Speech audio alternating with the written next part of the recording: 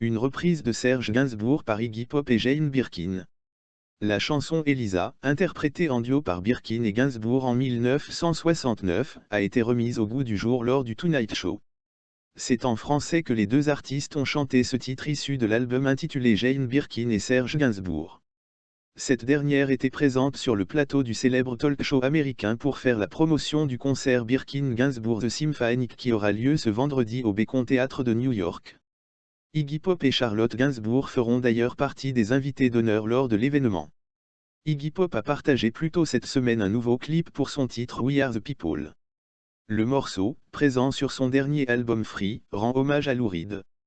Cette nouvelle vidéo, minimaliste, célèbre le 78e anniversaire de l'auteur-compositeur.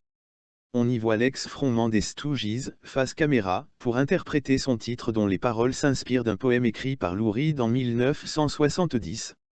Ce magnifique poème reste incroyablement pertinent aujourd'hui. Ce qu'il dit est tellement vrai, We Are the People. Le chanteur est actuellement très occupé puisqu'il avait également interprété récemment son titre en live accompagné de Laurie Anderson au profit de la Tibet House. Anderson s'était marié à Lou Reed en 2008. Iggy Pop prévoit aussi de sortir des disques tests de son dernier album Free samedi prochain. Ils seront limités à 340 copies et comprendront un vinyle bonus comportant 2 chansons ne se trouvant pas sur l'album final, Brahms Lullaby et Hippie Seul tout tromba. L'artiste était aussi apparu sur le titre de Cage the Elephant, Broken Boy, sorti sur le 5e album Social Cues. Cage est un groupe débordant d'énergie, vivant pleinement l'aventure rock avait déclaré Iggy Pop. Pendant quelques minutes, j'étais l'un d'eux. C'était vraiment cool. Justin Chambers, Grey's Anatomy, richissime, découvrez le montant incroyable de sa fortune. Justin Chambers est très riche et on vous propose de découvrir le montant incroyable de sa fortune dans cet article. Alors que l'on connaît désormais le sort d'Alex Karev dans la saison 16 de Grey's Anatomy, Justin Chambers fait ses adieux à la série qui l'a rendu si célèbre. Que les fans se rassurent, il est parti en bons termes que ce soit avec les autres acteurs ou avec la production. Lors d'une interview pour Variety, il avait expliqué à ce sujet, il n'y a pas de bon moment pour dire au revoir à une série et à un personnage qui ont déterminé tellement de choses dans ma vie ces 15 dernières années. Depuis quelque temps maintenant, j'ai souhaité diversifier mes rôles et mes choix de carrière. En quittant ce rôle, le jeune homme perd beaucoup d'argent.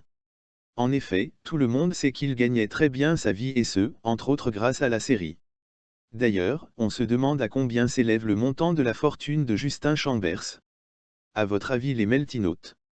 Après avoir mené une petite enquête et grâce aux informations de Celebrity Network, nous connaissons désormais l'incroyable montant de la fortune de Justin Chambers.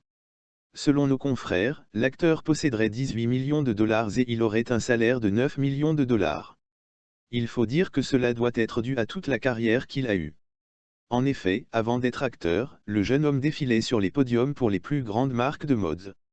Puis, par la suite, Justin Chambers a voulu se consacrer à la comédie et il a enchaîné les rôles dans différentes séries. Son salaire et sa fortune sont énormes mais au moins, cela lui permet de gâter sa femme et ses 5 enfants. Aussi, découvrez le montant incroyable de la fortune de Dylan O'Brien qui est richissime. Elle est la nouvelle, plus jolie fille du monde. Elle est actuellement la plus jolie fille du monde? Il la considère comme le double de Meghan Markle et elle est devenue célèbre dans les réseaux sociaux pour sa beauté. Il a de grands yeux bleus et un petit visage d'ange, Anna Kniazova sait se faire remarquer et adorer. Le titre de « La plus belle fille du monde » a été donné dans sa Russie natale. Il travaille depuis 4 ans dans l'agence Président Kid Management. Sur les réseaux sociaux, elle est une vraie star, son compte Instagram géré par sa mère compte plus d'1 million de followers. Son prédécesseur en tant que plus belle fille de la Terre était Ilan Blondeau, fille de Veronica Loubry. Bien qu'ils soient reconnus pour leur beauté, ils sont encore des enfants et ont besoin de la protection de leurs parents et c'est pourquoi ils gèrent tout. Coronavirus en France, nombre de cas, carte, mort. Dernières infos. Covid-19. Ce vendredi soir, le directeur général de la Santé Jérôme Salomon a fait état d'un bilan de 613 cas de coronavirus confirmés en France, soit 190 nouveaux cas depuis hier. Dans l'Oise et le Haut-Rhin, départements les plus touchés, les écoles seront fermées à compter de lundi prochain. Le point sur l'évolution du coronavirus Covid-19 en France. Combien y a-t-il de cas de coronavirus en France? Ce vendredi, le bilan du coronavirus Covid-19 s'élève désormais à 613 cas confirmés en France, a annoncé le directeur général de la Santé, Jérôme Salomon. En 24 heures, 190 nouveaux cas ont donc été détectés. Parmi les 613 patients recensés, 258 ont pu être rattachés à des regroupements, aussi appelés clusters. Toutes les régions métropolitaines sont désormais concernées par la diffusion du coronavirus, et 3 régions en Outre-mer, la Guadeloupe, la Guyane et la Martinique, a précisé Jérôme Salomon. Il y a ce vendredi 6 situations de regroupement de cas, un important regroupement dans l'Oise, avec 110 cas confirmés, ainsi que 2 regroupements en Haute-Savoie, pour un total de 51 cas. Les 2 foyers les plus importants au sein de ce département sont ceux des Contamines Montjoie et de la Balme.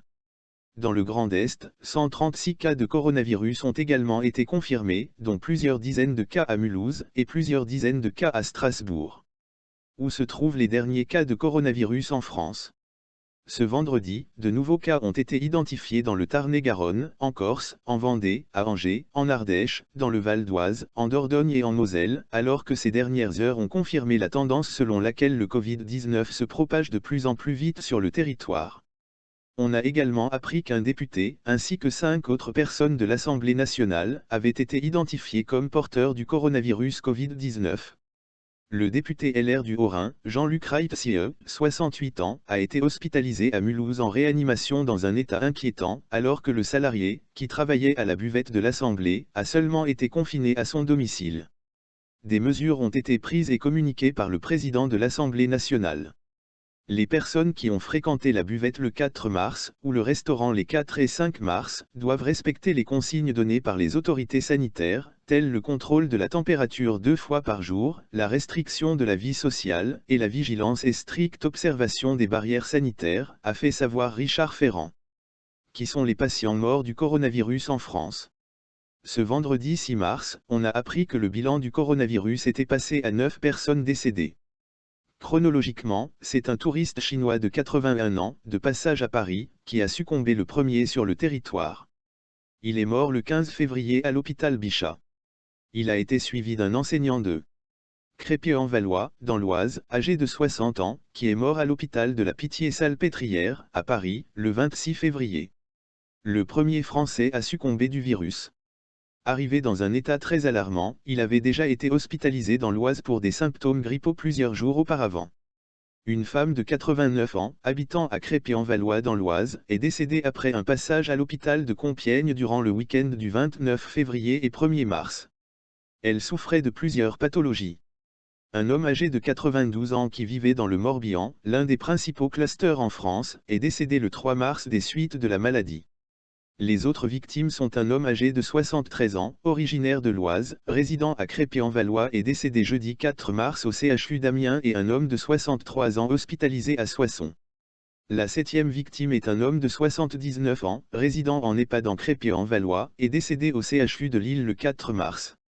Vendredi 6 mars, 3 décès sont pour le moment survenus, un homme de 85 ans dans l'Oise, un homme de 94 ans, pris en charge à Creil le 1er mars, ainsi qu'un homme de 70 ans, hospitalisé depuis le 1er mars à Senlis. Que sait-on des cas de coronavirus en Île-de-France? En Île-de-France, 92 cas de coronavirus Covid-19 ont été confirmés, notamment dans les Hauts-de-Seine, avec 10 cas. Dans le Val-de-Marne, 8 cas ont été détectés, dont 5 cas isolés originaires du Kremlin-Bicêtre, de Vitry et Charenton-le-Pont, ainsi qu'un agent administratif du lycée Mistral de Fresnes. En Seine-Saint-Denis, parmi les 7 cas confirmés, 2 sont originaires de Montreuil. Versailles, Corbeil-Essonnes, Melun ont également été touchés par le Covid-19, et un foyer d'épidémie a été identifié à Méry-sur-Oise, Val d'Oise, où 9 personnes sont contaminées. Le virus a fait 2 décès dans la région, un touriste chinois de 80 ans, décédé à l'hôpital Bichat le 15 février, et un enseignant de 60 ans originaire de l'Oise le 26 février. Y a-t-il des cas de coronavirus à Paris? Ce vendredi, aucun nouveau cas de contamination au coronavirus n'a été répertorié, en dehors de ceux hospitalisés à Bichat, Tenon, à la Pitié-Salpêtrière ou à Bégin, Saint-Mandé, depuis quelques jours. L'essentiel des patients traités sont les touristes chinois de passage dans la capitale et hospitalisés fin janvier, dont un est décédé et les autres guéris, des patients contaminés dans le département de l'Oise tout proche en février, ou un médecin ayant été en contact avec ce type de patient. Qu'est-ce que le stade 3 de l'épidémie? Actuellement, la France est toujours au stade 2 du plan de prévention, qui vise à freiner la propagation du virus sur le territoire avec des mesures sanitaires importantes, comme l'annulation de plusieurs événements rassemblant du public. Alors que le bilan du coronavirus en France s'alourdit de jour en jour, le stade 3 est en ligne de mire comme l'a dit en substance la porte-parole du gouvernement Sibeth Ndiaye. Cette phase 3, le stade le plus important d'alerte prévu par le ministère de la Santé, part du principe que le coronavirus circule désormais largement sur le territoire. On peut alors vraiment parler d'épidémie et il s'agit d'en atténuer les effets. Outre une mobilisation accrue du système de santé et de ses personnels, le stade 3 permet des restrictions drastiques des visites dans les établissements d'hébergement collectif. Il est aussi possible que le gouvernement décide la suspension de tout ou partie des transports en commun, l'interdiction de tout rassemblement. La fermeture des écoles ou des crèches peut aussi être envisagée. Du point de vue économique, la mise en place du télétravail, mais aussi le contrôle des prix et des stocks de certains produits peut aussi être imposé. Des mesures qui ne sont pas automatiques, mais qui pourraient être prises au cas par cas si le pays entrait dans cette fameuse phase 3. Ce jeudi 5 mars, Jean-François Delfraissy, président du comité national d'éthique était présent sur BFM TV à parler d'un passage probable au stade 3 les jours prochains. Les enfoirés, de nombreux absents pour l'édition 2020. Bien que de nombreuses absences étaient à noter cette année encore dans le concert des Enfoirés 2020, la troupe a fait le show sur TF1 avec de très jolis retours, citons Muriel Robin et Véronique Sanson, ainsi que des nouveaux venus qui sont montés sur scène avec enthousiasme. Citons par exemple Vita et Inès Reg. Tony Parker et Amandine Henry étaient également sur scène. Si le concert des Enfoirés s'achève, il est désormais temps pour le public de répondre aux nombreux on compte sur vous clamés pendant la soirée. Il s'agit désormais de faire des dons à l'association Les Restos du Cœur et ou d'acheter le CD ou le DVD du concert, seul moyen de le revoir puisque TF1 n'en propose pas de replay. Pour adresser vos dons, vous pouvez vous diriger sur le site web de l'association.